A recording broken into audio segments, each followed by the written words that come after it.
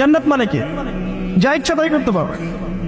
জান্নাত মানে কি? আপনি চাচ্ছেন আল্লাহ আমি এখন একটা খামর চাই, শরাব আপনার সামনে হাজির, চিন্তা করার সাথে সাথে।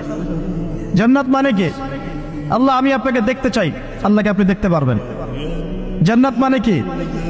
আপনি মধুর নহর, দুধের নহর, পানির নহর, শরাবের নহর, হুরুন ঈন চতুর্দিকে ঘোরাফেরা করছে।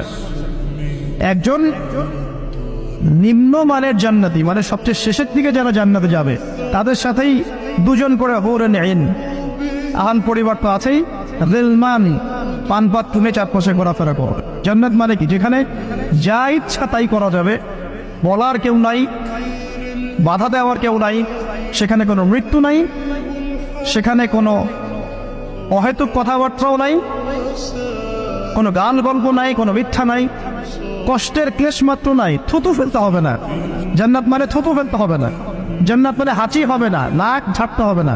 জান্নাত মানে ইস্তেঞ্জা, পেশাব পায়খানা করার টেনশন নাই। মানুষ খাবার খাবে, একটা ঢেকুর তুলবে, ব্যাস খাবার হজমে। আর জান্নাতের সবচেয়ে বড় বিষয়টা কি? আল্লাহ পাককে আমরা এই চোখ দিয়ে দেখতে পারবো ইনশাআল্লাহ। আর আল্লাহ পাক অনেক কিছু মাফ করে দেন, কিছু কিছু বিষয় আল্লাহ পাক মোটেই পছন্দ করেন। তার মধ্যে একটা হচ্ছে অহংকার, তার মধ্যে একটা হচ্ছে শিরক, তার মধ্যে একটা হচ্ছে অন্যের হক নষ্ট করা, তার মধ্যে একটা হচ্ছে আদম সন্তানকে হত্যা করা, তার মধ্যে একটা হচ্ছে বৃদ্ধ বয়সে ব্যভিচার করা, তার মধ্যে একটা হচ্ছে মুরতাদ হয়ে যাওয়া। ওই যে খ্রিস্টান হয়ে যাচ্ছেন না, খালি মরেন তারপর বুঝবেন, খালি মালাকুল মউত আসুক তারপর বুঝবেন।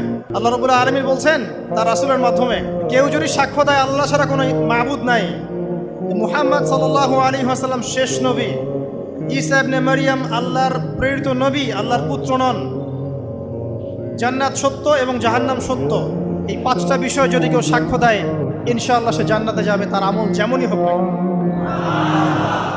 টাকার বিনিময়ে, চাকরির বিনিময়ে, সমাজসেবার নামে আর চিকিৎসার নামে ইমান বিক্রি করে ফেললেন, সুবহানাল্লাহ সুবহানাল্লাহ।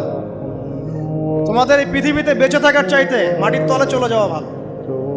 আবর্জনার কোনো প্রয়োজন নাই আল্লাহর এই জমিনে। এই মুসলিম উম্মার আবর্জনার কোনো প্রয়োজন নাই।